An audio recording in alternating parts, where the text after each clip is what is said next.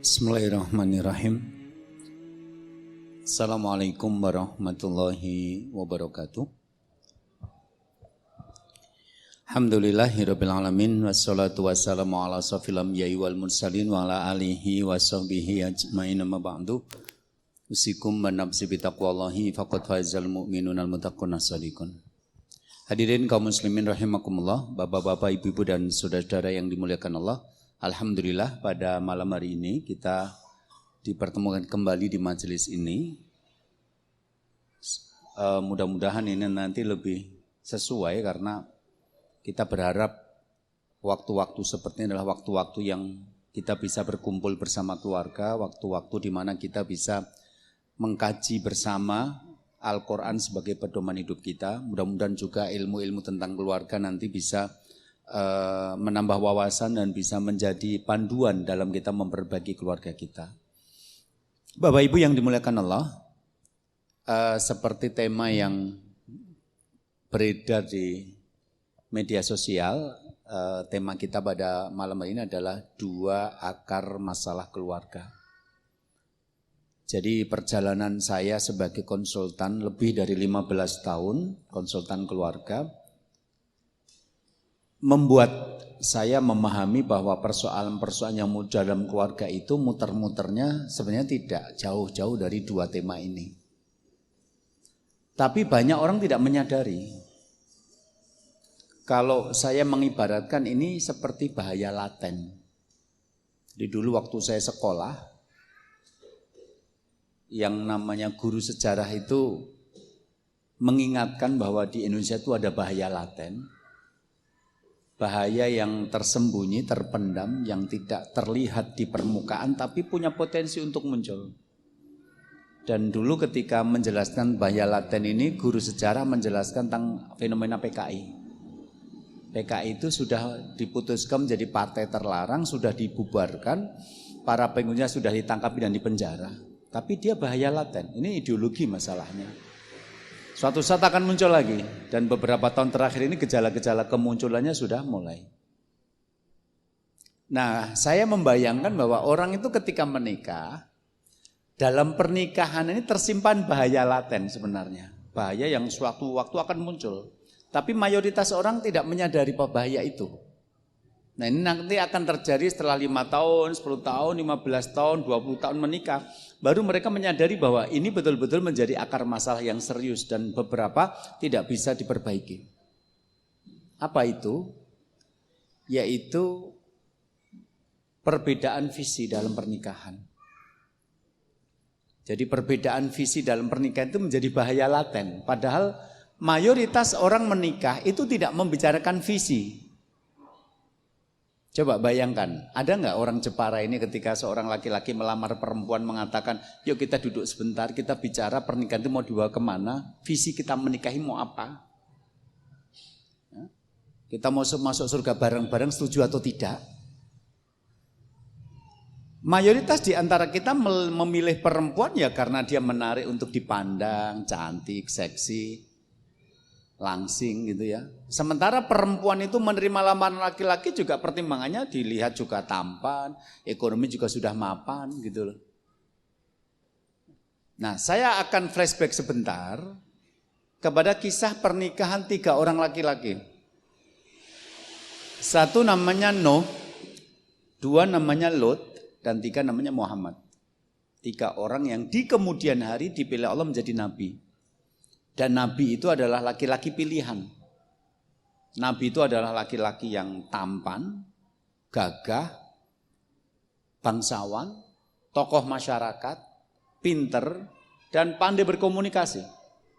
Karena nabi nanti tugasnya membawa risalah Allah, mengajak mengimani akhirat yang secara panca indera nggak bisa dijangkau. Jadi akhirat itu nggak bisa dijangkau oleh panca indera. Karena ketika Rasul ditanya tentang surga, jawaban beliau adalah ma'inun ra'ad wala udunun sami'at wala khatara 'alal qalbil bashar. Surga itu adalah sesuatu yang kemerduannya belum pernah didengar oleh telinga manusia, keindahannya belum pernah dilihat oleh mata manusia, dan kelezatannya bahkan belum pernah dibayangkan dalam pikiran manusia. Coba Anda disuruh mengimani sesuatu yang Mata Anda nggak bisa menjangkau, telinga Anda nggak bisa menjangkau, kemudian pikiran Anda tidak bisa menjangkau. Maka butuh laki-laki yang pintar mengkomunikasikan konsep akhirat ini. Jadi laki-laki yang akhirnya menjadi nabi itu adalah laki-laki cerdas, bangsawan, tokoh masyarakat, berpengaruh, gagah, ya. Cuma persoalannya adalah mereka itu dipilih menjadi nabi pada usia tertentu. Tetapi sebagai laki-laki normal, mereka menikah juga pada usia tertentu di mana pernikahan terjadi pada saat mereka belum dipilih menjadi nabi. Jadi Nuh akhirnya menikah dengan istrinya, Lut menikah dengan istrinya, Muhammad menikah dengan Khadijah. Itu belum menjadi nabi. Dan karena belum menjadi nabi, maka pilihannya adalah pilihan normal sebagai laki-laki yang mengharapkan pernikahan ini memberikan kebahagiaan di dunia. Maka mereka akhirnya mendapatkan perempuan-perempuan yang sekufu, sesuai dengan posisi mereka di masyarakat. Kalau Anda membaca sejarah pada saat Muhammad menikahi Khadijah, itu tidak ada yang mencela, semua setuju bahwa yang pantas mendampingi Khadijah adalah Muhammad dan yang pantas mendampingi Muhammad adalah Khadijah. Ini pasangan yang serasi. Jadi jangan bayangkan bahwa Khadijah itu umurnya 40 tahun, terus Muhammad 25 tahun. Jadi ketika berdampingan sebagai pasangan suami itu seperti ibu-ibu, mama-mama muda yang suka dengan berondong jagung rasa karamel itu. Enggak gitu loh. Itu kalau ada sidak, KTP-nya dia minta, ya baru memang Khadijah itu umurnya 40 tahun, Muhammad 25. Tapi kalau ketemu langsung, Anda tidak mengira itu. Beberapa bulan yang lalu saya kedatangan pasangan calon suami istri. Itu yang perempuan 7 tahun lebih tua. Saya tidak tahu ketika mereka datang itu, menurut saya mereka seumuran. Baru mereka cerita, yang perempuan cerita, Ustadz saya mau menikah, ini calon suami saya, tapi keluarga calon suami saya nggak setuju karena saya 7 tahun lebih tua. Bu, saya bilang, kalau saya ketemu dengan ibu, saya tidak tahu kalau ibu 7 tahun lebih tua. Saya baru tahu kalau lihat kakaknya atau KTP-nya. Karena ibu ini ternyata kerjanya sepanjang hari di ruangan ber-AC, ekonominya cukup, terus sering pergi ke salon perawatan. Jadi percayalah, Khadijah pada saat itu ketika Anda bertemu, Anda tidak akan menduga dia berumur 40 tahun. Karena Khadijah mendapatkan perawatan kelas 1. Dia perempuan paling kaya di Jazirah Hijaz. Jadi ibaratnya kalau makan itu, makanannya Khadijah itu makanan kualitas impor. Jadi kalau dia ngutus pedagang pergi ke Syria misalnya, itu nanti pulang bawa makanan yang ada di Syria. Yang tetangga kanan kirinya di Mekah tidak makan itu. Dia pakai baju-baju bawaan dari Syria, kualitas impor zaman sekarang. Yang tetangganya nggak punya itu. Tasnya juga tas impor yang nggak punya itu. Jadi kalau Anda ketemu Khadijah waktu Anda tidak akan menyangka umurnya 40 tahun. Nggak usah jauh-jauh. Zaman Khadijah, sekarang saja Anda bisa melihat artis-artis yang umurnya 40 tahun tapi masih tampak muda karena perawatan. Jadi Yuni Sare itu masih kelihatan muda, tapi Junianti tonggonin jenengan ber-20 tahun ketok tua, kenapa? Beban kehidupan gitu. Jadi ibu-ibu itu nanti kalau bapak-bapak protes, kowe ora pate ayu, mergo biaya perawatannya kurang gitu loh. Bagaimana mau cantik, yang kamu berikan bukan uang belanja tapi beban-beban kehidupan yang berat gitu. Jadi nggak usah jauh-jauh ke zaman Nabi, zaman sekarang perempuan itu kalau duitnya banyak, perawatannya terjaga, tampak muda sudah. Tampak muda sudah. Gitu loh. Demikian Nuh dan Lot juga begitu. Nuh dan Lot itu juga menikah dengan perempuan-perempuan yang dicintai dan rumah tangga mereka baik-baik saja. Salah satu tanda bahwa rumah tangga mereka baik saja adalah munculnya anak-anak dalam pernikahan ini. Muhammad dengan Khadijah kita tahu punya 6 orang anak. 2 laki-laki, 4 perempuan. Qasim dan Thayyib. Kemudian yang perempuan itu ada, kita sudah tahu, itu Zainab, Ruqayyah, Ummu Kulsum sama Fatimah. Nuh memiliki 4 orang anak laki-laki dengan istrinya, dan Lot memiliki 2 anak perempuan dengan istrinya. Jadi rumah tangga mereka sebenarnya rumah tangga yang baik-baik saja, tidak ada masalah. Masalah itu menjadi muncul ketika Nuh dan Lot diangkat menjadi nabi. Kenapa? Karena istri mereka berdua tidak mengimani suaminya. Jadi masalahnya di situ sebenarnya. Coba kalau kita membuka surat At-Tahrim ayat yang ke-10. Dzaraballahu mathalan lil ladzina kafaru imra'ata Nuh wa imra'ata Lut kanata tahta abdaini min ibadina sholihaini fakhonatahuma. Allah membuat perumpamaan bagi orang-orang kafir, istrinya Nuh dan Lut. Itu pun terjemahannya, istrinya Nuh dan Lut. Karena bahasa Arabnya bukan zaujatun Nuh dan Lut, tapi imro'atun Nuh dan Lut. Jadi perempuannya Nuh dan Lut. Kalau diterjemahkan secara letterlock gitu. Jadi kalau Anda membaca Allah membuat perumpamaan orang-orang kafir, istri Nuh dan itu bahasa Indonesianya, istri Nuh dan Lut. Kalau bahasa Arabnya bukan zauja, yang dipakai imro'ah. Perempuannya Nuh dan Lut. Kanata tahta abdaini min ibadina sholihaini. Perempuan dua ini di bawah bimbingan dan pengawasan dua hamba kami yang soleh dan Nuh dan Lut. Fakhonatahuma, kemudian mereka berdua mengkhianati suaminya. Kita butuh penjelasan yang benar kalimat fakhonatahuma, mengkhianati suaminya itu. Karena banyak orang yang merombak sejarahnya Nuh dan Lut. Mayoritas orang memahami istrinya Nuh dan Lut itu adalah perempuan tidak baik. Padahal kalau Anda membuka tafsir Ibnu Katsir, nanti di sana ada pembahasan oleh sahabat Ibnu Abbas. Beliau mengatakan fakhonatahuma, maka kedua istri ini mengkhianati suami mereka dengan kalimat mazanata. Mereka berdua tidak berzina. Tidak. Kemudian Ibnu Abbas mengatakan begini. Ma baghat imro'atu nabiyyin qattu innama kanat khiyanatuhuma fiddin. Tidak ada satu istri Nabi pun yang cacat moral. Tidak ada satu istri Nabi pun yang cacat moral. Sesungguhnya pengkhianatan mereka adalah pengkhianatan dalam agama. Jadi sejarahnya Nuh dan Lut itu bukan istrinya berselingkuh, terus minum-minuman keras sampai mabuk, terus berjudi, atau pesta-pesta sampai pagi. Tidak, saudara-saudara. Ibnu Abbas mengatakan ma baghat imro'atun nabiyyin qattu. Tidak ada satu istri Nabi pun yang cacat moral. Kalau cacat moral berarti Nuh dan Lut dulu milihnya salah. Karena waktu milih belum jadi Nabi. Enggak, yang dipilih tetap perempuan terhormat di mata masyarakat. Innama khiyanatuhuma fiddin, sesungguhnya pengkhianatan istri-istri ini dalam masalah agama. Maksudnya pengkhianatan dalam masalah agama itu gimana? Pada kasus Nuh, ada 4 kesalahan perempuan ini. 1, dia tidak mengimani kalau suaminya Nabi. Jadi dia tidak percaya kalau suami itu Nabi. Ketika Nuh mengatakan aku tuh Nabi Allah, dia tidak percaya, tidak beriman. Yang kedua, dia mengatakan bahwa fakanat Nuh tukhbiru anna majnunun. Istrinya Nuh itu memberitahukan kepada orang-orang bahwa suaminya sudah gila. Jadi ngaku jadi Nabi itu menurut istrinya itu gila. Yang ketiga adalah mengabarkan kepada masyarakat tentang ajaran Nuh yang menurutnya gila itu. Tutli' ala sirri Nuhin. Jadi memberitahukan apa ajaran suami yang menurutnya gila itu. Terus yang keempat apa?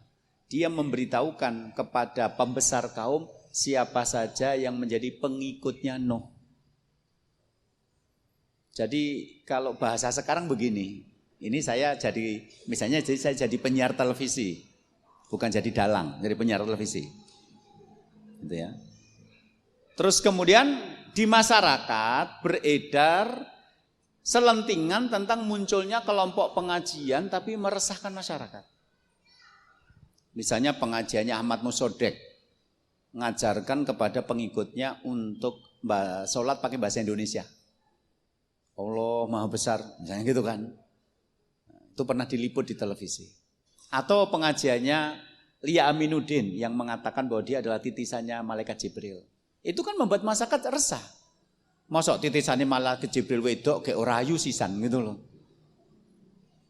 Nah. Bayangkan itu membuat masyarakat resah dan sekarang saya sedang menghadirkan narasumbernya di samping saya. Para pemirsa di rumah. Kita tahu bahwa di tengah masyarakat kita sekarang sedang terjadi keresahan karena munculnya satu aliran yang ajarannya berbeda dengan apa yang selama ini kita pelajari dan yakini. Nah, bersama saya, ini di samping saya, ada seorang narasumber yang akan memberitahukan kepada kita tentang kelompok yang meresahkan itu. Ibu bisa cerita kepada para pemirsa? Ibu bisa dipercaya nanti beritanya? Bisa lah. Kenapa? Lah saya istrinya. Ibu bisa cerita tentang kelompok ini? Bisa, itu suami saya itu. Ngaku-ngaku jadi nabi. Padahal menurut saya itu dia sudah gila. Mungkin karena tekanan ekonomi atau panen yang gagal atau karena lockdown gitu ya. Terus ngaku-ngaku jadi nabi gitu. Jadi saya aja nggak beriman kepada suami saya nggak mengimani. Saya nggak percaya suami saya itu nabi. Menurut saya dia malah orang gila. Coba. Salah satu ajarannya itu membangun kapal di tengah musim kemarau. Untuk minum saja nggak ada loh. Itu mau bangun kapal. Nanti kapalnya itu mau berlayar pakai apa coba? Gila nggak seperti itu? Udah kayak gitu, ternyata pengikutnya banyak loh. Sebutkan namanya 12 orang sih, ya nggak banyak-banyak banget itu ya. Nah, sebutkan, nanti sampai 80 orang ya. Sebutkan namanya ini. Jadi begini loh, di pandangan masyarakat istrinya Nuh ini tetap perempuan terhormat. Jadi kalau versi modern, itu dibuat film versi modern gitu, istrinya Nuh itu sebutannya apa? Pemberi informasi tentang munculnya kelompok sesat. Gitu. Jadi dia bukan berselingkuh tidur dengan suami orang, mabuk pulang sampai jatuh di jalan, enggak. Jadi kalau ada bapak-bapak pengajian, Pak kok pengajiannya berangkat sendiri, ibunya enggak berangkat. Istri saya kayak Nabi Nuh, saya diuji dengan istri yang jelek. Oh, Anda menghitamkan sejarah Nuh, tanggung jawab di hadapan Allah. Karena banyak orang-orang membayangkan istrinya Nuh itu perempuan yang tidak baik. Padahal Ibnu Abbas mengatakan nggak ada ceritanya istri Nabi yang selingkuh, itu nggak ada. Cacat moral itu nggak ada. Mereka tidak mengimani suaminya. Pada kasus Lot sama, dia tidak mengimani suaminya. Dan ketika di masyarakat muncul satu kelompok yang kalau sekarang kita sebut LGBT, laki-laki suka dengan laki-laki. Istrinya Nuh ini tidak melarang. Enggak apa-apa mas, yang penting kan bukan keluarga kita. Maka pada saat Lot ini mendapatkan tamunya ternyata malaikat yang toto jalmo, yang wujudnya manusia. Lot ini ternyata keponakannya Ibrahim, jadi bapaknya Lot itu ternyata kakaknya Ibrahim. Nah, tamu itu pernah datang ke tempatnya Ibrahim, setelah itu kemudian ke tempatnya Lot. Nah, istrinya Lot itu ketika melihat tamu-tamu suaminya terkejut, kenapa? Karena sangat-sangat tampan. Dalam sebuah tafsir dikatakan, saya belum pernah melihat laki-laki dengan ketampanan seperti ini. Saya pernah Pak ngalami shock ya, saya lihat laki-laki tampan tapi tidak seperti yang biasa saya lihat. Itu pernah saya alami waktu saya mondok di Bangil. Waktu itu Ustadz yang ngajari saya khot itu nulis Arab indah. Itu namanya Ustadz Faiz, itu juara dunia ya. Juara kedua tingkat dunia nulis Arab indah khot. Jadi waktu itu saya sebulan itu dikirimi bapak saya 75.000 untuk biaya mondok. Itu Ustadz Faiz ini kalau nulis khot di masjid-masjid itu kan biasanya tulisan-tulisan indah itu sudah 2-3 juta. Anda bisa bayangkan. Tapi sampai sekarang tulisan saya tetap jelek. Meskipun saya diajar guru juara 2 tingkat dunia, tapi saya enggak pelajaran khot saya jelek nilainya. Sampai hari ini, maka saya pakai komputer. Karena tinggal milih fontnya gitu. Karena kalau saya nulis sendiri jelek, malu saya. Jadi dokter enggak berhasil gitu ya. Nah, waktu beliau datang, itu saya langsung, ya Allah, ini laki-laki tampan, tapi saya belum pernah lihat tampan seperti ini. Aneh, tampan, tapi saya belum melihat tampan seperti ini. Kalau jenengan kan rata-rata wong Jawa, podo Jawa nih gitu loh. Akhirnya beliau memperkenalkan diri. Ternyata bapak beliau dan ibu beliau itu yang satu Arab, yang satu Cina. Anda bisa ketemu Arab dan Cina? Kan sekarang kalau bela Arab seolah-olah anti Cina, kalau sekarang bela Cina berarti anti Arab kan gitu ya kalau hari ini. Jadi beliau itu bapak sama ibunya yang satu Arab, yang satu Cina.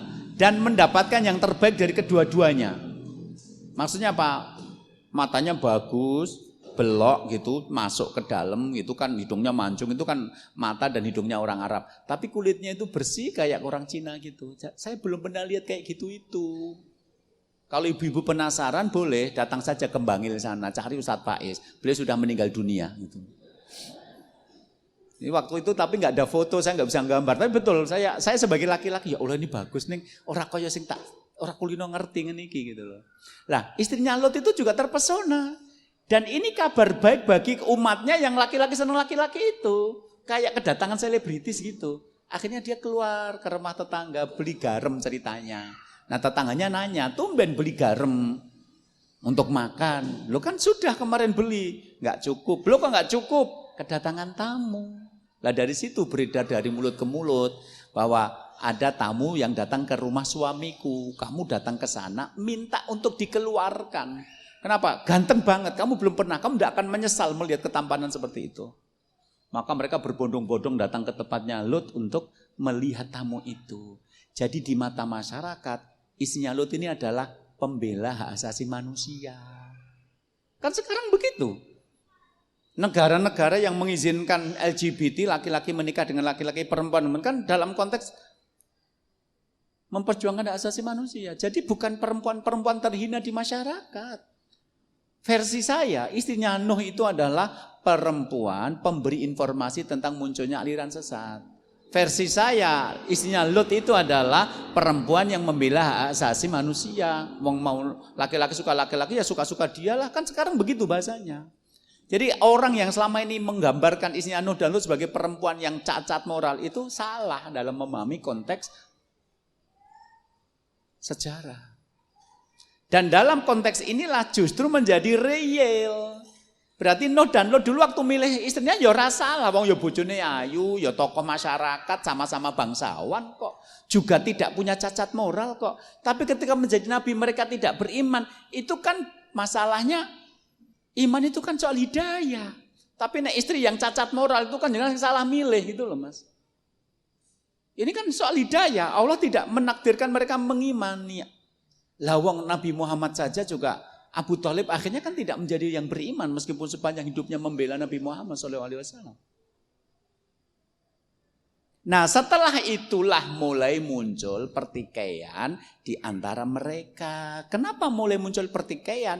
Karena sekarang jadi nabi, jadi pembicaraannya sekarang mengandung visi. Sudah mulai bicara tentang surga dan neraka. Sudah bicara tentang perintah dan larangan Allah. Dan itu tidak dikenal selama ini. Jadi waktu kemarin menikah sampai punya anak, saya bilang mereka pernikahannya bahagia itu buktinya punya anak. Nuh 4 orang, Lot 2 orang. Jadi mereka menikmati pernikahan itu. Cuma ketika belum menjadi nabi, pernikahan itu murni untuk tujuan dunia. Bangun rumah, beli mobil, beli handphone, baju baru, wisata kuliner, kemudian adegan seksual di atas ranjang. Kan itu yang dilakukan orang-orang menikah kalau tidak memasukkan kata surga dan neraka dalam pernikahan itu. Dan itu yang terjadi. Begitu sekarang sudah menjadi nabi baru ngomong, ini perintah Allah kerjakan, ini larangan Allah tinggalkan, ini membuat kamu masuk surga, ini membuat masuk neraka. Lah istrinya tidak beriman. Kan jadi tidak nyambung. Kenapa? Karena visi manusia dalam hidup itu aslinya cuma 2. Coba Anda lihat surat At-Taghabun ayat 2. Huwaladzi khalaqakum faminkum kafiru wa minkum mu'min wallahu bima ta'maluna basir. Dialah Allah yang menciptakan kalian, maka di antara kalian nanti ada yang beriman, di antara kalian ada yang kafir. Jadi manusia itu ketika mendapatkan informasi, kamu itu diciptakan Allah loh dan kamu akan dikembalikan kepada Allah loh, itu terbagi menjadi 2 kelompok. Satu menolak informasi itu namanya kafir, satu mengimaninya namanya mukmin. Wallahu bima ta'maluna basir, dan Allah melihat apa yang kamu lakukan. Jadi yang dilakukan manusia itu sebenarnya landasannya cuma 2, landasan iman atau landasan kafir. Sama-sama takut mati. Qul innal mautalladzi tafiruna minhu. Katakanlah kematian yang kalian selalu lari darinya. Berarti manusia itu semuanya takut mati. Cuma sudut pandangnya berbeda. Kalau orang kafir itu takut mati, karena dengan mati kenikmatan mereka berakhir. Sedangkan orang beriman itu takut mati, berarti kesempatan mengumpulkan amal soleh sebagai bekal menghadap Allah selesai. Jadi orang beriman takut mati, jangan-jangan bekal yang dia kumpulkan belum banyak. Sedangkan orang kafir takut mati, karena kalau sudah mati tidak bisa merasakan kenikmatan lagi. Jadi meskipun sama-sama takut mati, mereka berbeda. Maka nanti kalau orang itu tidak beriman, hidupnya dalam pernikahan, yang dicari masalah dunia. Zuina lilladzina kafarul hayatud dunya. Karena Allah telah menjadikan dunia itu indah dalam pandangan orang-orang kafir. Maka nanti kalau menikah nanyanya kapan beli baju baru, kapan kita wisata kuliner, kapan kita mengunjungi tempat wisata, kapan bangun rumah, bangun mobil. Kafir. Yang diomongkan cuma masa dunia. Sementara kalau yang ingin selamat di akhirat masuk surga, sholat subuh tadi berjamaah atau enggak? Jangan-jangan malah enggak sholat. Nah, banyak laki-laki dan perempuan ketika menikah tidak membahas visi. Maka di Solo saya ketemu perempuan itu pakai jilbab berangkat pengajian, tapi suaminya enggak sholat. Saya ketemu di Solo bapak-bapak pengajian pakai jenggot, bojone nek nganggo kelambi ra iso bedake kelambi turu karo kelambi beli sayur. Ya, ini baju tidur dipakai buat beli sayur gitu loh, Pak. Dan mereka punya anak. Jadi laki-laki menikahi perempuan, yang laki-laki nggak sholat, yang perempuan juga begitu, pakai baju ala kadarnya. Mereka punya anak, tapi rumahnya bagus, mobilnya bagus. Kalau hari libur pergi ke tempat wisata, beli baju baru rutin setiap berapa bulan sekali, terus kemudian makan enak berapa hari sekali. Rumah tangganya kayak bahagia. Sampai satu titik nanti salah satu di antara mereka mengenal agama. Ketika mengenal agama, nanti pembicaraannya jadi nyambung. Jadi ada bapak-bapak yang mampir ke masjid karena hujan. Lupa bawa mantol, jas hujan.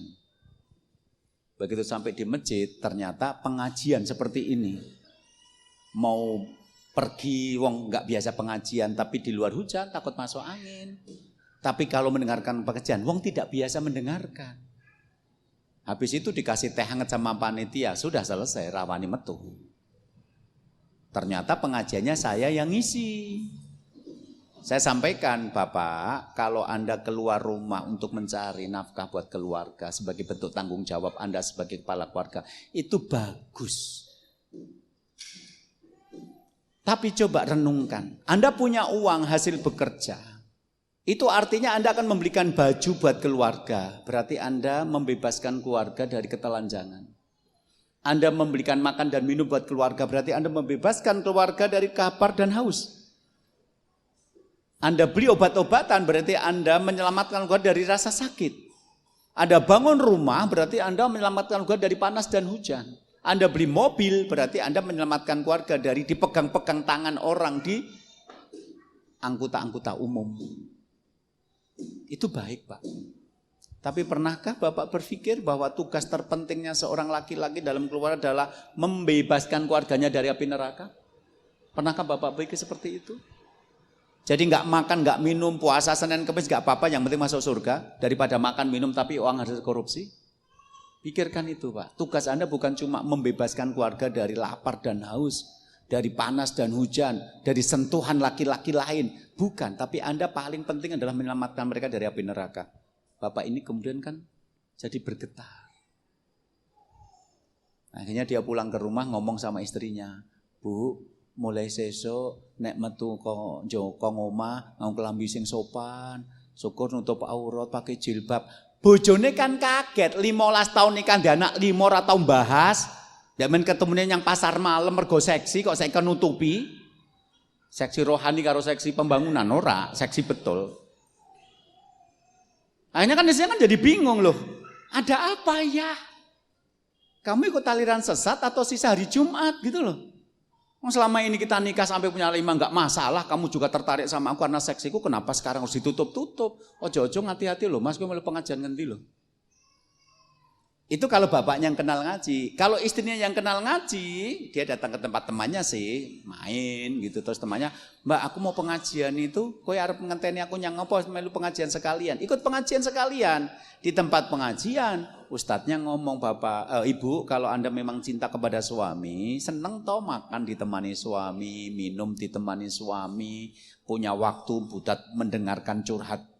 Suami punya waktu mendengar curhat Anda, senang tahu seperti itu. Coba Anda pikirkan bagaimana kalau ini dilanjutkan sampai ke surga." Jadi bertahanlah dalam cinta kepada suami dan berjuanglah agar masuk surga bareng-bareng agar cinta Anda abadi. Oke. Sampai tekan ngomah, dipikir besok adzan subuh, suaminya dibangunkan, "Mas, adzan subuh, sholat." Kan suaminya bingung, 15 tahun jadi suami yang gak pernah sholat, gak ada masalah, yang penting uangnya cukup, buat beli apa-apa ada, tiba-tiba istrinya mengingatkan sholat. Kan suaminya jadi bingung, rasa anda tak fanatik.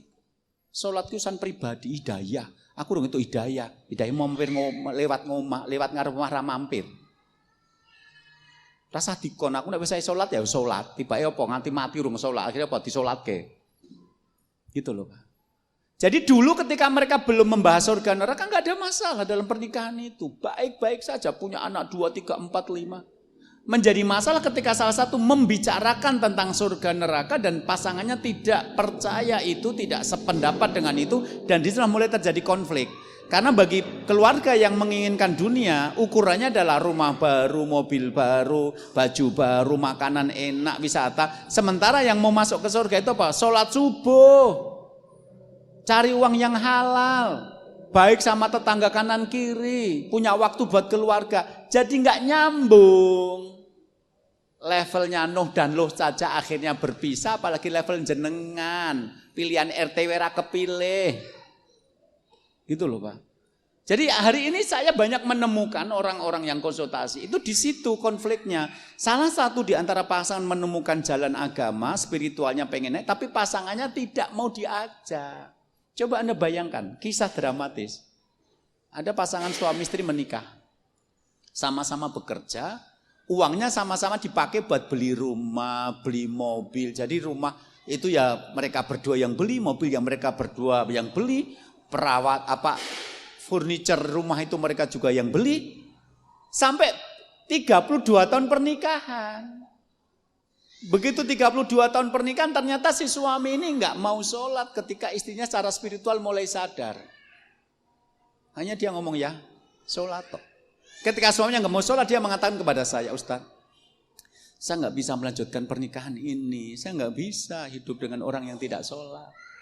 Hanya mereka bercerai. Coba Anda bayangkan mereka menikah 30 tahun untuk bangun rumah, setelah 32 tahun dijual. Jadi mereka hidupnya sebenarnya membuatkan rumah orang lain sebenarnya.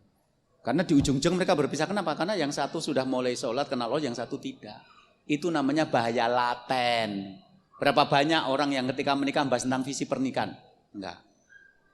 Jadi mereka merasa rapopo, setahun nikah sudah beli motor, 5 tahun menikah sudah punya rumah, 7 tahun nikah sudah beli mobil. Mereka merasa rumah tangga mereka baik-baik saja. Karena apa? Orang bahas akhirat. Coba bahas akhirat, mesti padu wis. Kenapa? Orang gato. Jadi pesannya begini, nek jenengan pengen seneng nyang donya golek bojo sing padha-padha seneng nyang donya, nek jenengan pengen mlebu swarga golek bojo sing padha-padha mlebu swarga. Nek beda kuwi lho sing mare padu. Nuh karo Lut padunya di situ. Bertengkar gara keimanan bukan karena kecacat moral. Anda harus memahami ini. Nanti lebih jelasnya Anda bisa baca Tafsirul Katsir yang menjelaskan tentang surat Tathir ayat 10 itu. Ini yang saya bilang nanti merupakan akar masalah pertama. Jadi kenapa harus digalakkan tentang kuliah-kuliah pranikah agar orang sebelum menikah itu punya visi. Jadi ketika ta'aruf itu mempertanyakan visi. Aku pengen mlebu swarga, kowe gelem apa ora? Kenapa milih suami harus agamanya yang baik? Kenapa milih istri harus agamanya yang baik? Itu visi. Orang nggak punya agama jangan kamu pilih jadi pasangan. Kenapa? Nanti bikin ribet dalam pernikahan Anda. Awal-awal mungkin belum, tapi nanti setelah sekian tahun berjalan. Ini akar masalah pertama, apa? Perbedaan visi dalam pernikahan. Makanya kenapa orang-orang nggak pakai pacaran di pondok-pondok itu malah pernikahannya lebih langgeng. Karena mereka dari awal memang dijodohkan Ustadz sama-sama punya visi. Menikah untuk ibadah kepada Allah, menikah untuk masuk surga. Jadi meskipun tidak saling kenal, orang-orang yang ta'aruf-ta'arufan itu malah langgeng loh. Saya sama istri saya nikah juga dikenalkan sama Ustadz. Jadi kalau dibikinkan sinetron, itu sinetron saya judulnya istriku pilihan ustadku. Anak apa itu? Ya, jadi judul sintron saya itu istriku pilihan ustadku. Saya sudah nikah 26 tahun nggak ada masalah kok. Yang pacaran-pacaran itu masalah toh enengnya. Kemarin saya reuni SMP dan SMA, hampir nggak ada teman saya yang waktu SMP SMA pacaran itu menjadi suami istri, hampir nggak ada. Ada satu itu karena mereka waktu kuliah ikut HTI, jadi sama-sama ngaji. Akhirnya sekarang jadi suami istri masih tetap langgeng, tapi yang lain bubar. Ya, tentang yang kedua kan judulnya 2 akar masalah. Nanti kita bahas setelah sholat isya. Jadi ini kita akar pertama dulu, yang menjadi sumber masalah laten, bahaya laten adalah visi yang tidak sama di antara suami istri. Mungkin tidak terasa 1 tahun, 2 tahun, 5 tahun. Tapi nanti suatu saat akan terasa karena hidup ini berubah. Hari ini Anda mungkin nggak kenal agama. Tapi suatu saat ketika Anda reuni, teman Anda sudah banyak yang mati, Anda tiba-tiba takut, Anda kemudian dekat-dekat sama Allah. Lah kalau pasangan Anda nggak ikut sama-sama, itu jadi masalah. Dan itu yang tidak terjadi pada keluarga Nabi Muhammad SAW. Kenapa? Karena ketika Nabi Muhammad mengaku menjadi Nabi, Khadijah adalah orang yang pertama kali mengimani. Jadi Muhammad dan Khadijah sebelum jadi Nabi bahagia, begitu menjadi Nabi juga sama-sama bahagia. Karena Khadijah mengikuti keimanan suaminya. Khadijah adalah manusia pertama kali yang beriman kepada kenabian Muhammad. Sudah ada? Sudah ada kan? Oke. Gitu ya, nanti kita lanjutkan lagi setelah sholat isya untuk materi ini. Mudah-mudahan bermanfaat. Saya kembalikan kepada pembawa acara. Assalamualaikum warahmatullahi wabarakatuh. Bismillahirrahmanirrahim. Assalamualaikum warahmatullahi wabarakatuh. Alhamdulillahirabbil alamin wassalatu wassalamu ala asyrofil anbiya'i wal mursalin wa ala alihi washabbihi ajmain ma ba'du. Usikum manabsi bitaqwallahi faqad fazal mu'minun al muttaqun as-shadiqun. Jamaah yang dimuliakan Allah,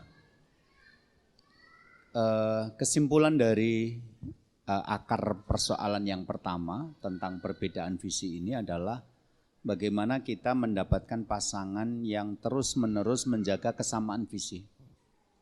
Berarti kalau kita belum menikah, bagaimana kita memilih pasangan-pasangan yang nanti mudah untuk menyamakan visi.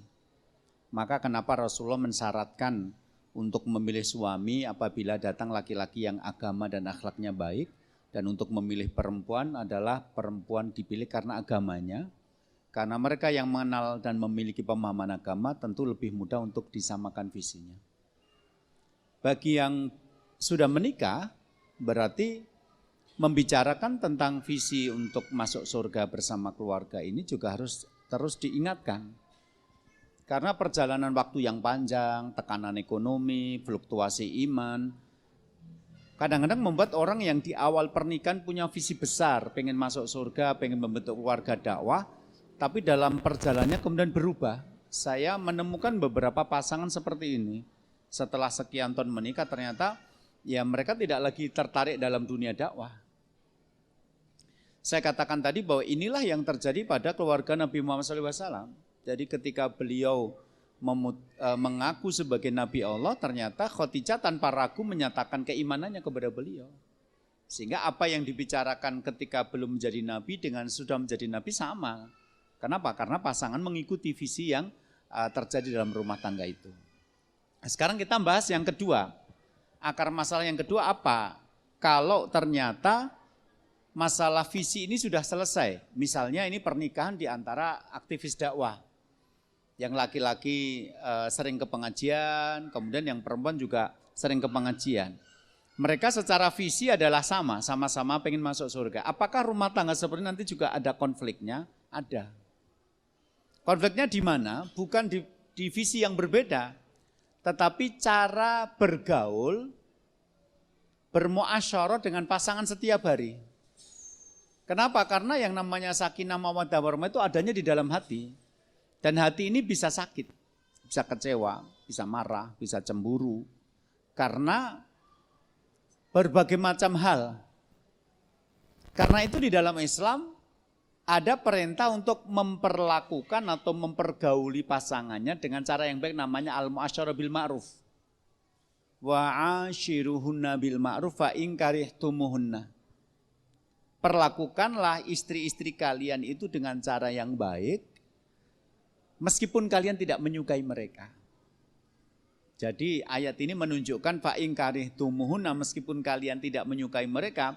Ini memberi satu informasi bahwa dalam pernikahan nanti mesti akan muncul hal-hal yang membuat kita marah, kecewa, jengkel sama pasangan.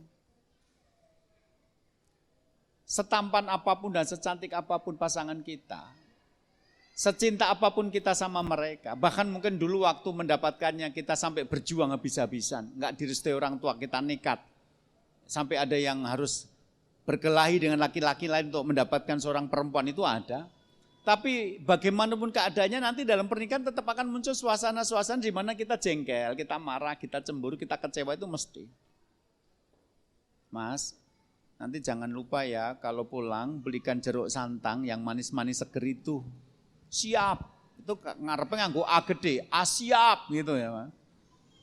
Ya, begitu buka pintu sore hari, Assalamualaikum, salam, buka pintu, Mas mana jeruknya? Astagfirullah, lupa, kan jengkel lah sama yang kayak gini. Enggak usah janji siap, pakai A aja, bawa B aja, bersiaplah gitu kan. Ternyata ya bilang siap, ternyata ya lupa belikan, kan tetap jengkel yang kayak gini ini.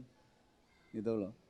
Jadi meskipun pasangan kita menjengkelkan, tetapi ayatnya adalah wa'asyuna bil ma'ruf, perlakukanlah mereka dengan baik.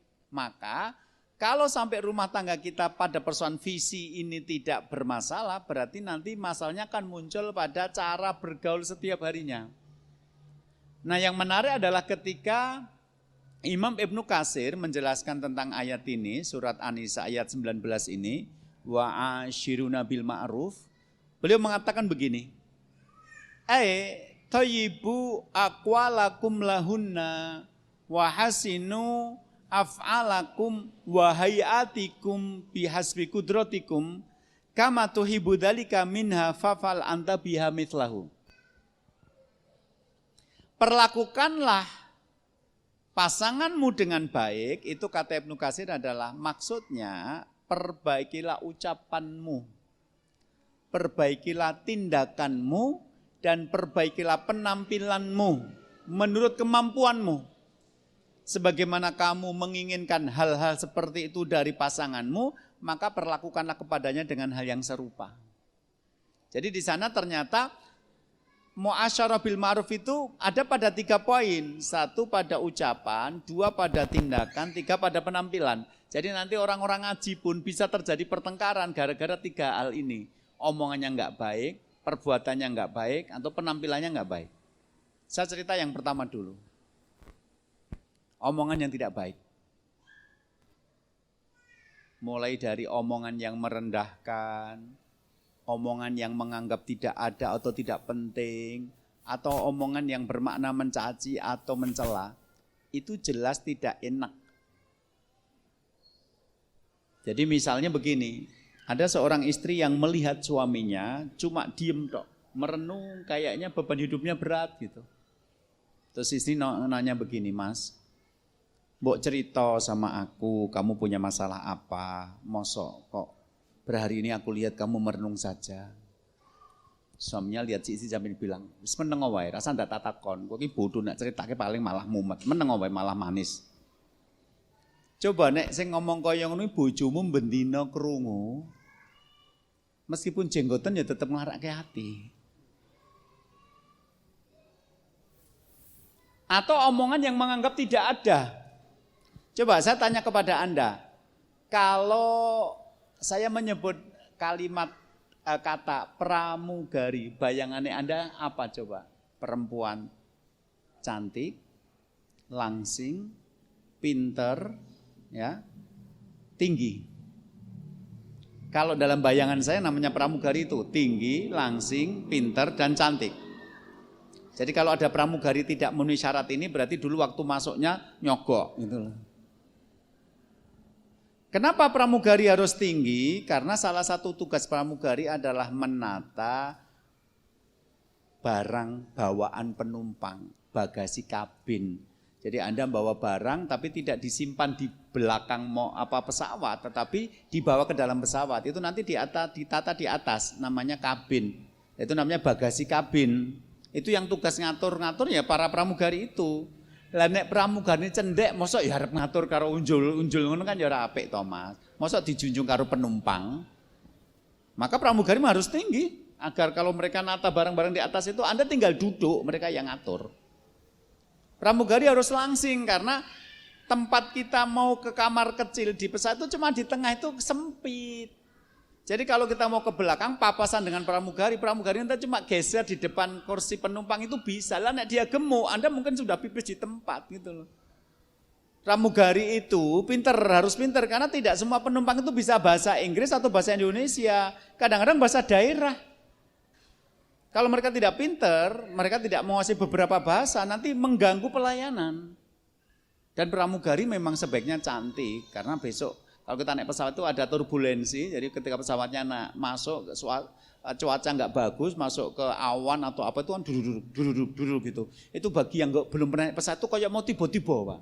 Nek tiba di pesawat mesti mati wis to. Lah nek pas wedi ngono kuwi sing marani rupane elek kan tambah wedi to, Pak, gitu loh. Ya nek gitu yang datang cantik kan lumayan buat hiburan, tenang Bapak. Tetap kenakan sabuk pengaman. Ini kita suasana cuacanya tidak baik. Nanti kalau sudah lewat akan normal kembali gitu. Nah, pada suatu hari saya kedatangan tamu konsultasi seorang pramugari.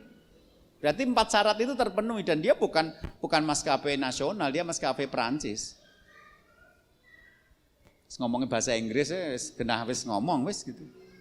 Terus dia cerita, Ustadz, saya dulu ketemu calon suami saya, baru pertama ketemu, saya langsung tertarik. Saya langsung mengatakan, ini laki-laki yang saya cari.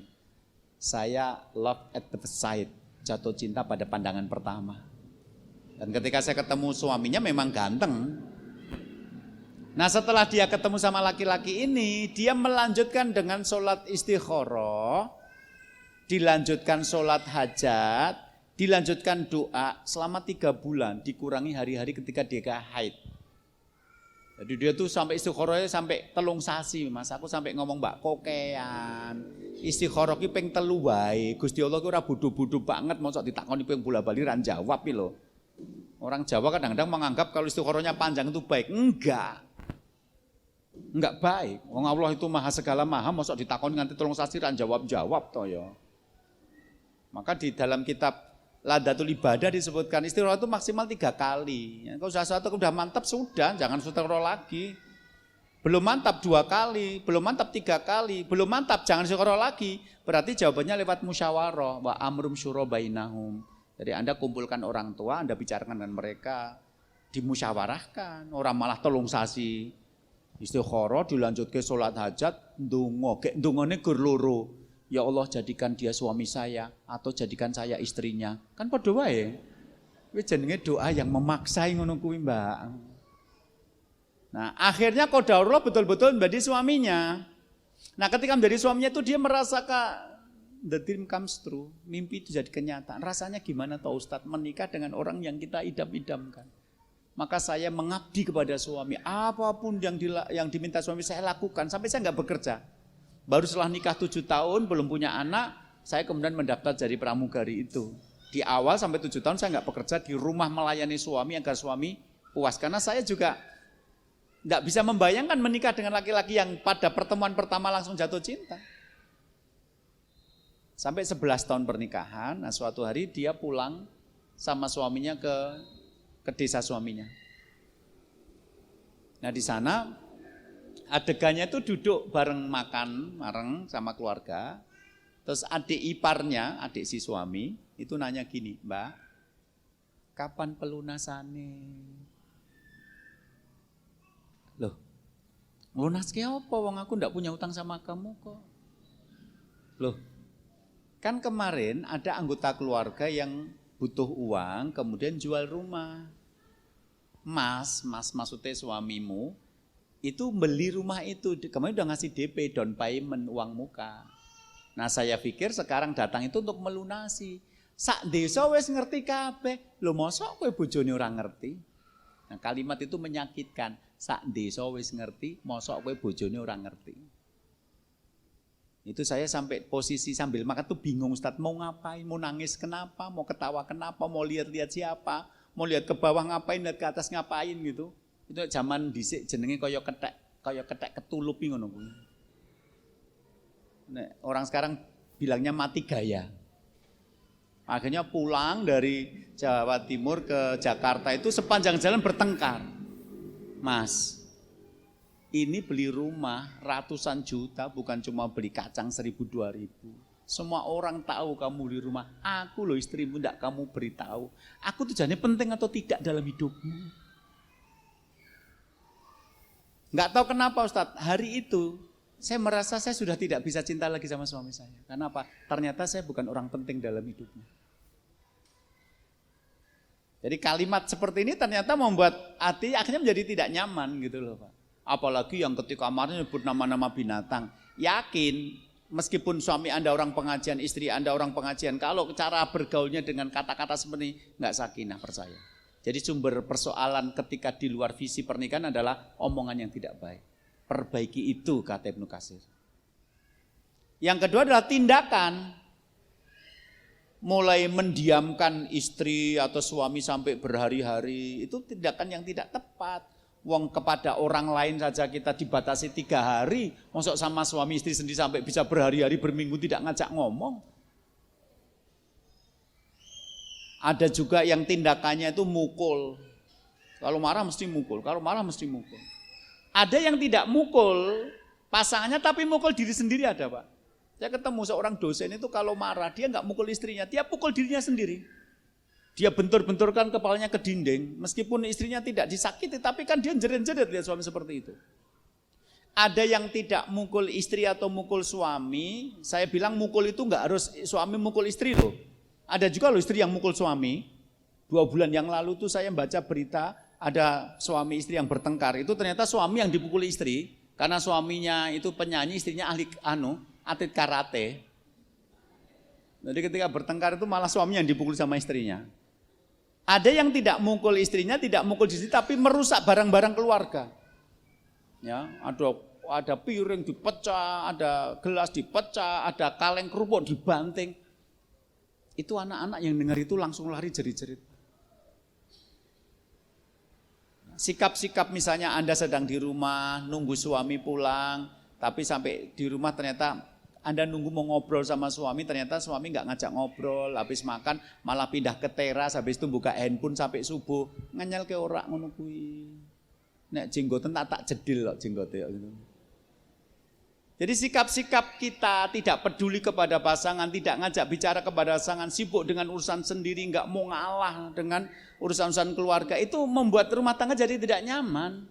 Perbaiki itu, perbaiki sikapmu, tindakanmu. Dan yang ketiga, hasinu hayatikum, perbaiki penampilanmu. Jadi ternyata penampilan itu juga bisa mengganggu. Saya pernah didatangi seorang ibu yang menikah 3 minggu, terus dia ngomong, Ustaz, saya sudah nikah 3 minggu, tapi saya belum mau melayani suami di atas tempat tidur. Saya tanya, kenapa? Itu suamimu kok halal?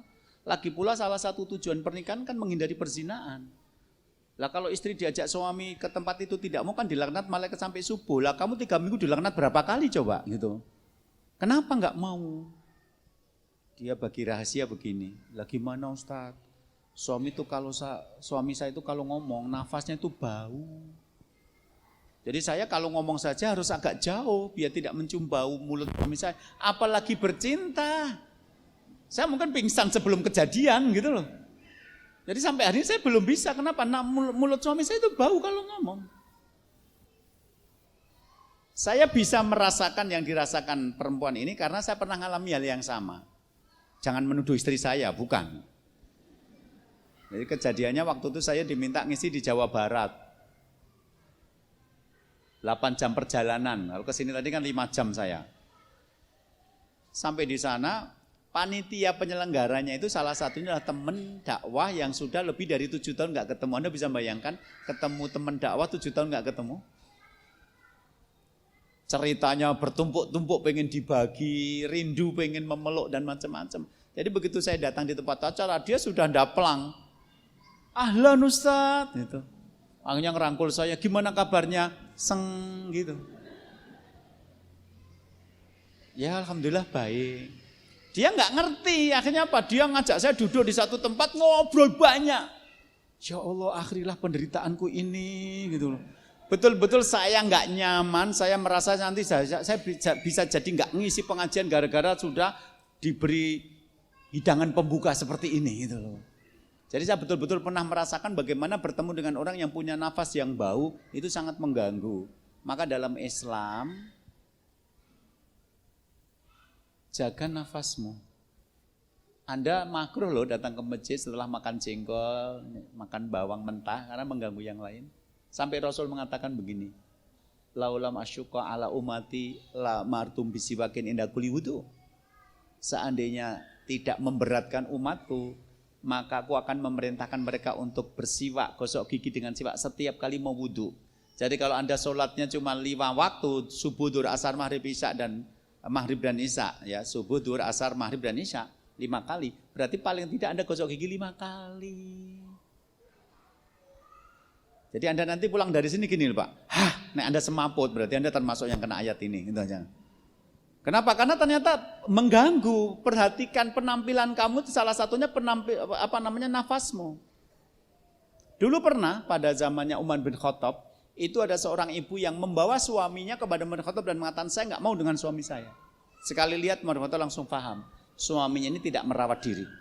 Jadi jenggotnya itu berantakan, tidak dirapikan, terus ya kelihatan jarang mandi dan macam-macam gitu. Hanya Umar bin Khattab memerintahkan kepada sahabat-sahabat yang lain untuk merawat laki-laki ini. Begitu sudah dirawat, didatangkan lagi di depan istrinya, Umar bin Khattab nyuruh laki-laki ini untuk memegang istrinya itu. Si istri kan nggak mau dipegang laki-laki yang asing, dia nggak kenal. Dia marah, kenapa kamu pegang saya padahal kamu laki-laki asing? Tapi sambil melihat wajahnya, begitu lihat wajahnya kaget, kok kayak kenal. Begitu dia perhatikan, oh kok suami saya kok beda banget. Akhirnya apa? Dia bilang sama Umar bin Khattab, nek ini saya mau gitu loh. Jadi podo wonge ning sing siji, podo wonge ning sikatan karo sikatan ki beda, Pak. Podo wonge adus karo adus ki beda, Pak. Maka dalam Islam menjaga penampilan termasuk yang disunahkan, mandi, gosok gigi, keramas. Jadi orang barat belum kenal pasta gigi, kita sudah siwakan. Orang barat belum kenal sabun, kita sudah mandi janabat, mandi besar. Masa wong pengajian sarung nganti ngepir ngono kae piye iki jane gitu ya. Nganggo jubah ki warnane coklat apa putih sampai bingung gitu ya, Pak. Karena adik saya itu pernah ikut sholat taraweh di bulan Ramadan itu di satu masjid yang menyelenggarakan sholat taraweh 1 juz. Adik saya karena sore banyak ngurusi anak-anak, bisanya malam itu pelaksanaan jam 10 malam sampai nanti jam 12, jam 1 gitu. Adik saya bilang, mas sampingku itu perempuan pakai cadar, hitam-hitam. Saya mendekati dia karena apa? Ya kan kayak orang bertakwa gitu. Tapi begitu saja saya terganggu, setiap dia menggerakkan tubuhnya, ternyata yang tercium aroma dari bajunya itu bau nggak sedap gitu. Jadi ternyata apa? Sampai tadi saya bilang Ibnu Abbas sampai mengatakan begini, ini la atazayyani zaujati. Saya itu dandan loh untuk istri saya. Tentu saja dandannya laki-laki nggak pakai bedak, pakai pelembab nggak perlu gitu loh. Laki-laki ya tadi mandi, gosok gigi, keramas. Kalau perlu pakai minyak wangi karena minyak wangi termasuk satu yang disukai Rasulullah di dalam dunia ini. Jadi kalau Anda punya minyak wangi lebih bagus. Jadi kalau jejer karo bojoki wong lanang ki ya seger, ya nek guyuki ya giginya putih, itu loh. Aromanya ya aroma habis mandi gitu loh. Kadang-kadang bapak-bapak itu pengen istrinya cantik seger tapi dia sendiri jarang mandi kan jadi aneh gitu. Ini yang mengganggu hubungan suami istri. Jadi Anda paham nggak? Islam sudah ngatur ini. Kalau kita ngambil rujukannya di Ibnu Katsir berarti 700 tahun yang lalu. Jepara belum ada, baru jeptok parane belum muncul gitu.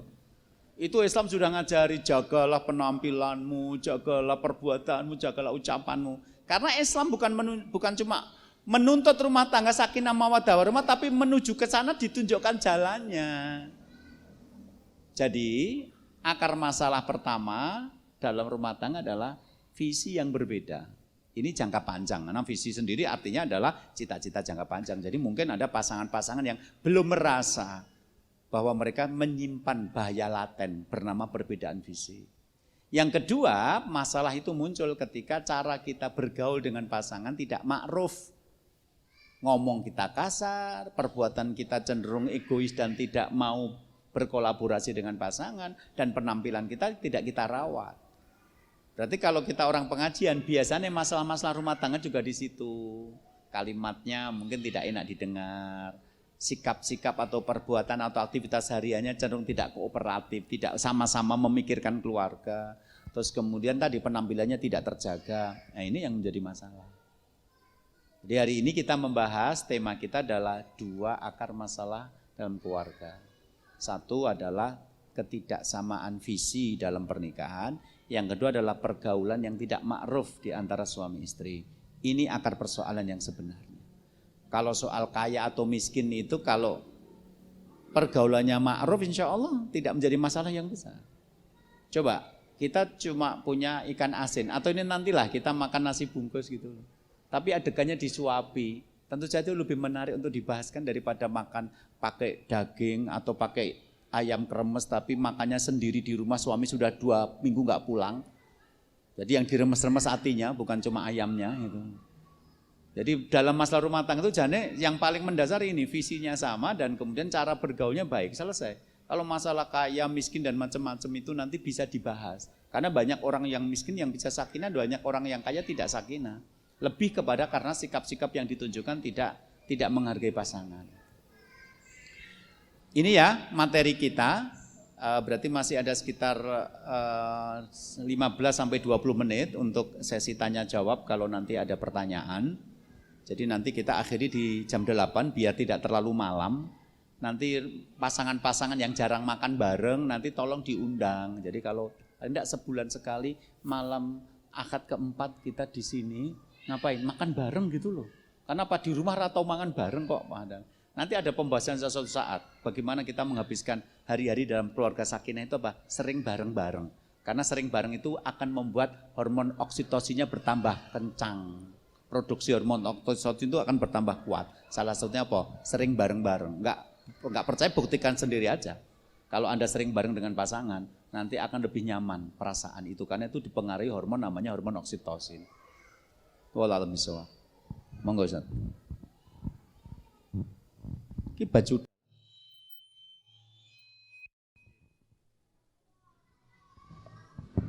Cek. Ya, terima kasih Ustaz Tri Asmoro Kurniawan yang telah memaparkan materi kita pada malam hari ini. Dan sekarang masuk ke sesi tanya jawab. Kami persilakan kepada bapak-bapak atau calon bapak, ibu-ibu maupun calon ibu, kami persilakan untuk mengajukan pertanyaan terkait dengan permasalahan keluarga. Tidak harus masalah keluarganya, mungkin punya masalah teman yang sempat dicurhatkan atau bagaimana. Nah, silakan untuk disampaikan, barangkali bisa kita cari solusinya di majelis ini. Kami persilakan. Untuk ibu-ibu bisa lewat tulisan, nanti disampaikan ke panitia. Monggo, masih ada 30 menit ke depan, kami persilakan. Ini yang ehwan-ehwan yang belum menikah banyak. Ini pemuda hijrah ini. Awat-awat di atas yang belum menikah juga banyak. Yang kira-kira besok jadi suami istri yang malam ini datang bareng ada enggak?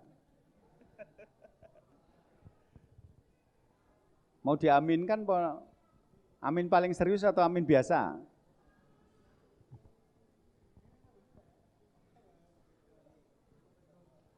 Monggo bapak-bapak, ibu-ibu, silakan.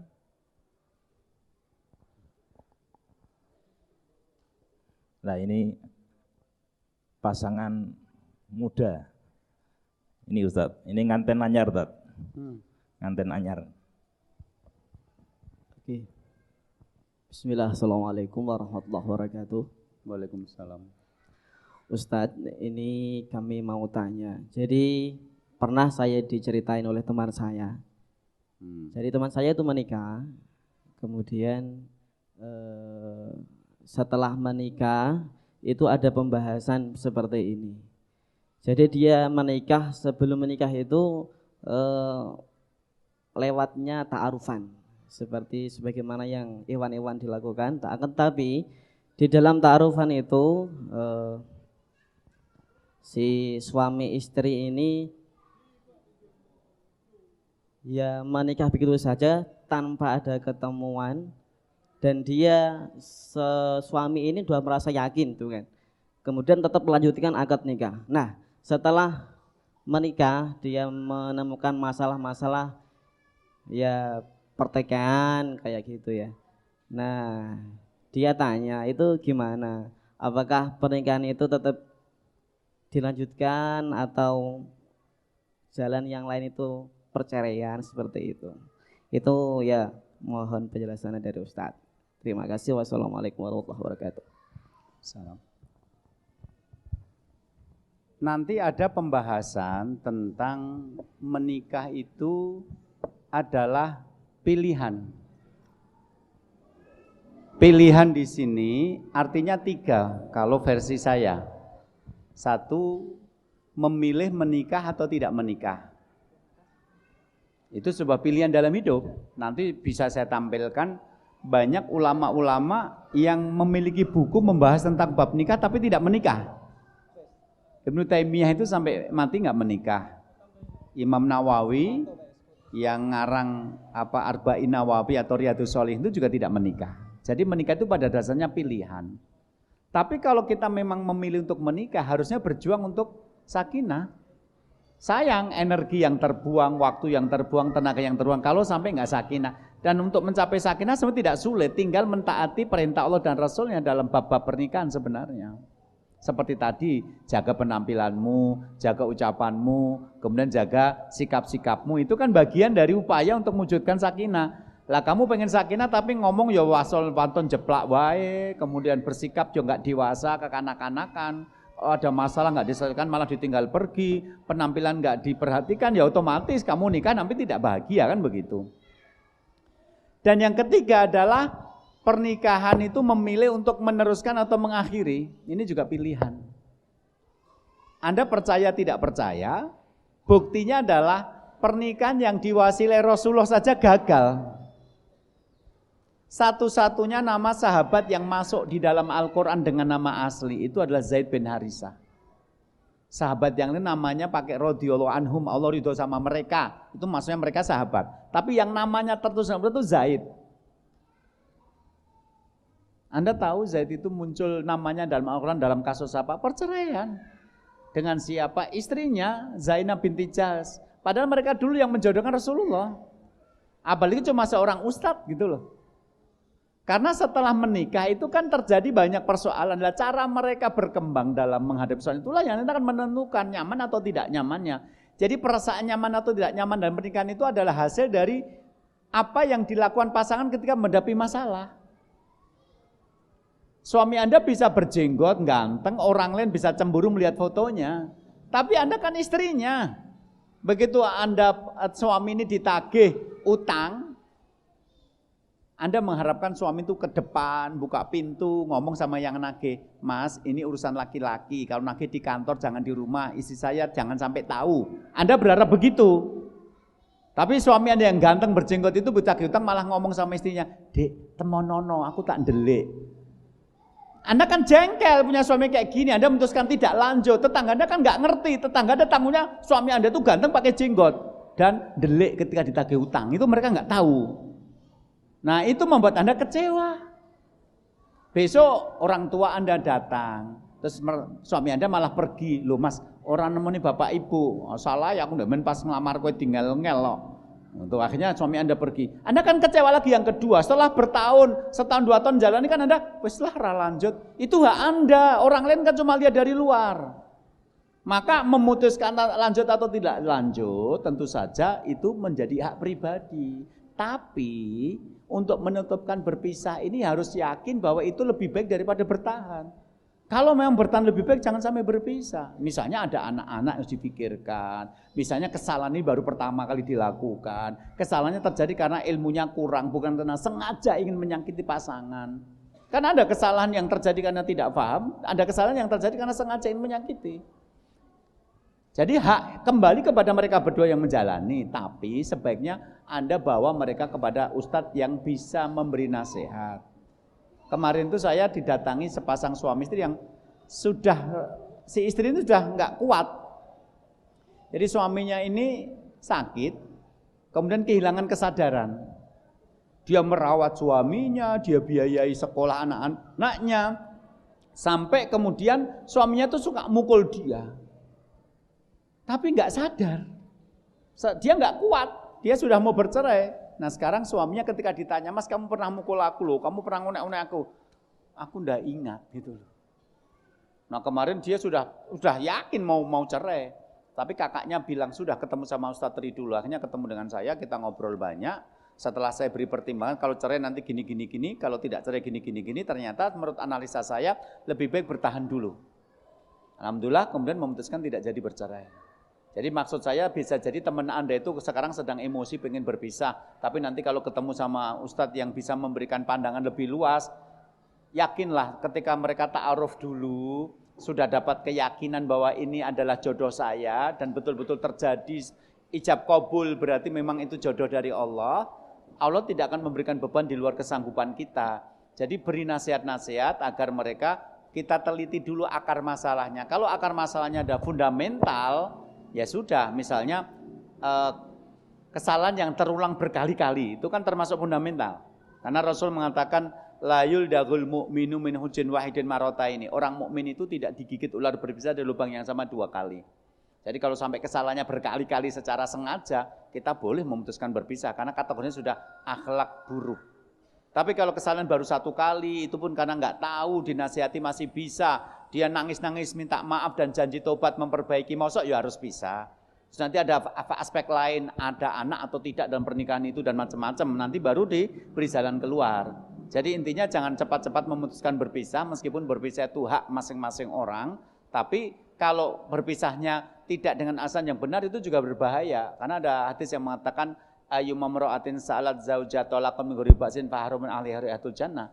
Perempuan manapun yang minta cerai dari suaminya tanpa alasan dibenarkan, dia haram mencium bau surga. Ini juga harus dipahami hadis-hadis seperti ini. Jadi intinya teman Anda itu mungkin masih sama-sama muda, coba nanti diajak ke ustadz siapa yang lebih punya pengalaman sehingga bisa memberikan pertimbangan yang lebih dewasa. Wallahu a'lam. Ada yang lain? Ada tab ini dari ibu-ibu. Yang pertama, Assalamualaikum warahmatullahi wabarakatuh. Ustadz Tri Asmoro, saya ingin bertanya beberapa hal. Yang pertama, saya memiliki adik tiri masih kecil, anak dari istri kedua almarhum ayah saya. Kewajiban apa yang harus saya tunaikan kepada adik tiri saya itu Ustadz? Dalam kurung, saya baru tahu anak itu adalah adik tiri saya saat ayah saya meninggal. Kurung tutup. Yang kedua, jika saya meninggalkan rumah ibu saya karena ikut dengan suami, apakah tindakan saya salah Ustadz? Suami, rumah dan pekerjaannya berada di luar Jepara. Banyak dari teman, saudara, tetangga yang menyarankan saya agar tidak meninggalkan ibu karena menjadi janda. 2 adik saya masih SMA dan 1 masih TK. Mohon nasihatnya Ustadz. Jazakallahu khairan. Iya, istri kedua bapak saya. Berarti judul sinetronnya apa? Ku menangis itu lagunya, Pak. Judul sinetronnya adalah dia istri apa ibu apa? Saudara nggak usah dikasih judul gitu ya. Jadi gini, anak dari ibu ini apakah anak bapak atau tidak? Siapa tahu dia janda yang membawa anak dari suami yang dulu. Kalau dia adalah anak bawaan dari seorang perempuan janda yang menikah dengan bapak Anda, berarti kan orang lain. Anda menikah dengan dia saja boleh kalau ternyata dia berbeda jenis kelamin. Tapi kalau dia adalah anak bapak Anda, berarti kan adik Anda sebapak beda ibu. Itu berarti tanggung jawab Anda ya tanggung jawab seorang kakak kepada adik. Nah, kalau sekarang saya mau tanggung jawab kepada kakak kepada adik, ya misalnya ketika bapak meninggal warisannya dibagi dengan rata, adik Anda tetap mendapatkan bagiannya, ketika dia masih kecil ya uangnya disimpan di mana sampai nanti dia gede bisa menikmati uang itu, Anda perjuangkan dia. Kemudian apakah Anda anak tunggal dari istri yang dulu, dari ibu Anda, jangan-jangan ada anak bapak yang lain dari ibu yang sama dengan Anda. Nah ini juga nanti menjadi bahan pembicaraan, karena begini, kalau orang Islam itu sudah menikah, maka yang paling pantas untuk mendapatkan baktinya adalah suaminya. Rasul pernah ditanya, ayunasi adamu haqqan alal mar'ati, siapakah manusia yang paling besar haknya atas seorang perempuan? Kata Rasul, zaujuha, suaminya. Jadi kalau sekarang Anda mau mengikuti suami, secara teori awal Anda sudah benar, karena tugasnya istri itu mengikut suami kemanapun pergi, wasarobi ahlihi. Jadi dulu Musa itu menikahi anaknya siapa? Nabi Syuaib gitu ya. Kemudian kontrak kerja selama 8-10 tahun, kemudian begitu selesai kontrak kerja, Musa kembali lagi ke Mesir untuk menjalankan tugas kenabian. Itu ayatnya mengatakan wasaru bi ahli. Nah, para ulama mengartikan wasaru ahli adalah Muhammad pergi membawa keluarganya. Lah di sana para ulama menjelaskan bahwa istri itu akan ikut kemana suaminya pergi. Tugas istri itu mengikuti suami, tugasnya suami mencarikan rumah yang layak untuk tinggal. Askinuna min haitsu sakantum min judihunna. Ya. Min wujudikum. Tempatkanlah istri-istri kalian itu di tempat-tempat yang kalian mampui, yang layak. Jadi tugasnya istri itu mengikuti suami, tugasnya suami mencari tempat yang lain ditinggali. Jadi kalau sekarang ibu tiri Anda itu janda, maka begini, tidak harus Anda tinggal di situ, karena ketika Anda sudah menikah, Anda harus lebih berbakti kepada suami dari kepada ibu.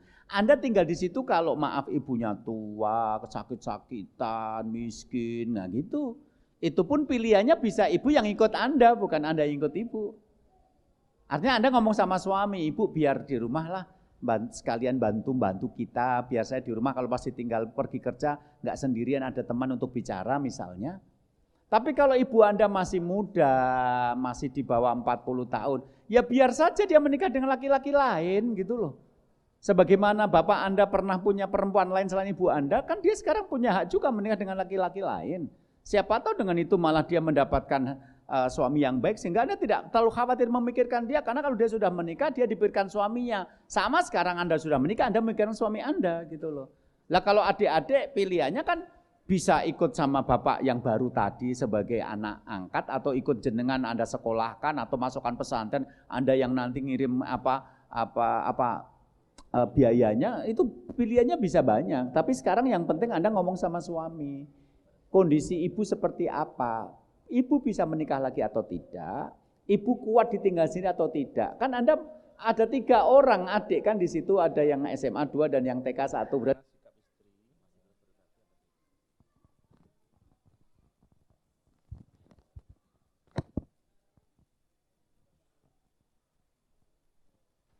kalau Anda meninggalkan ibu kan sebenarnya di situ ada adik Anda yang 3 orang itu. Kalau soal tempat yang di luar Jepara, lawang saya dari Solo aja bisa sampai ke sini, apalagi cuma di luar Jepara situ. Itu artinya kalau dalam 1 jam 2 jam bisa ditempuh, asal Anda punya jadwal kunjungan rutin seminggu sekali sama suami untuk menanyakan keadaan ibu dan macam-macam, insya Allah bisa.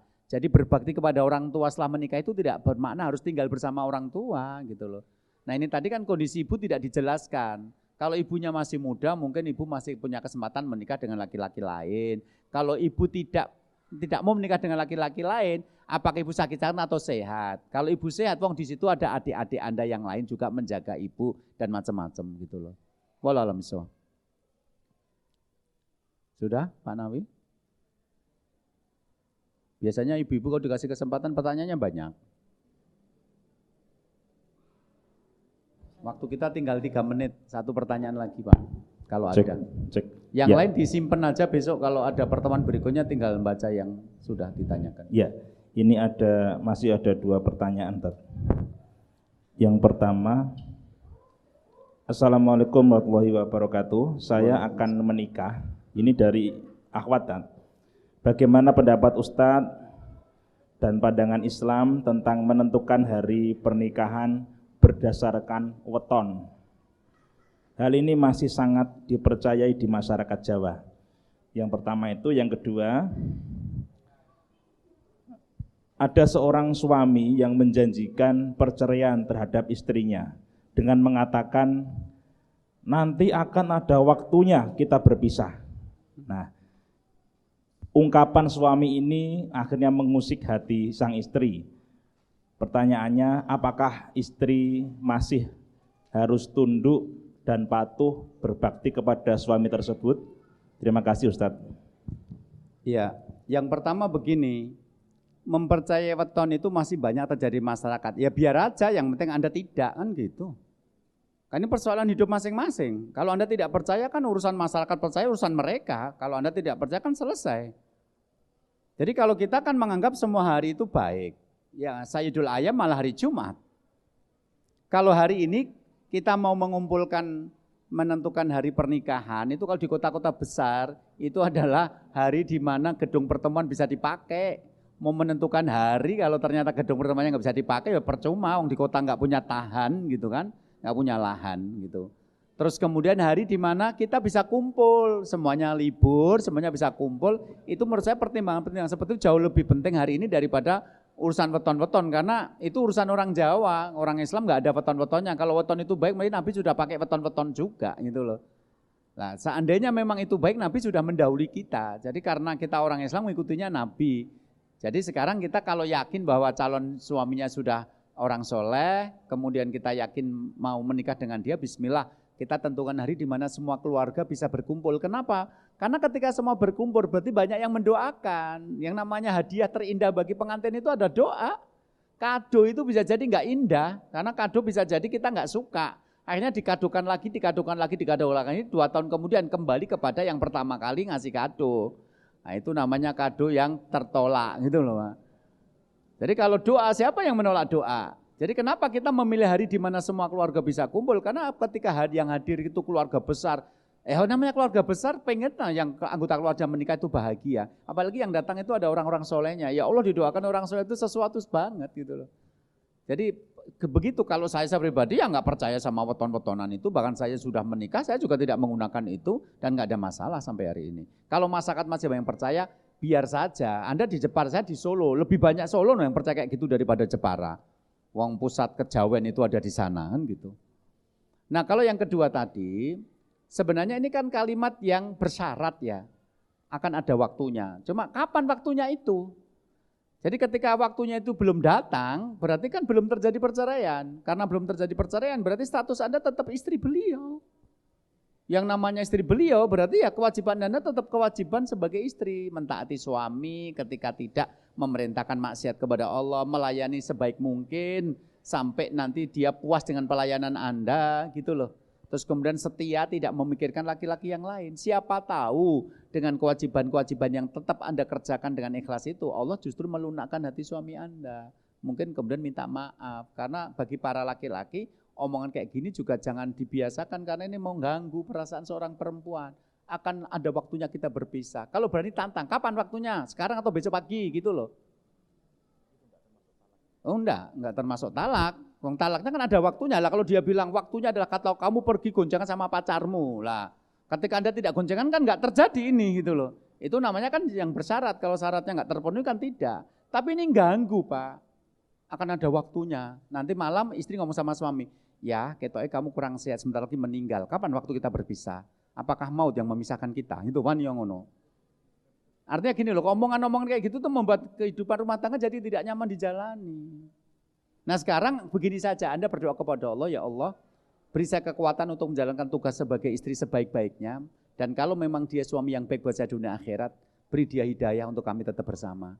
Tapi kalau memang dia ingin menceraikan saya, ya beri ketentuan waktu kapan gitu loh, sehingga nanti Anda tidak tergantung. Jadi dalam posisi digantung sebenarnya kan nggak enak. Tapi kalau pertanyaannya apakah saya harus tetap taat sama suami, ya iya, wong dia tetap suami Anda kok sampai hari ini, itu bukan kalimat cerai kok. Itu. Ya, wallahu a'lam bishawab. Gitu sama. Ya, wallahu a'lam bishawab. Gitu sama.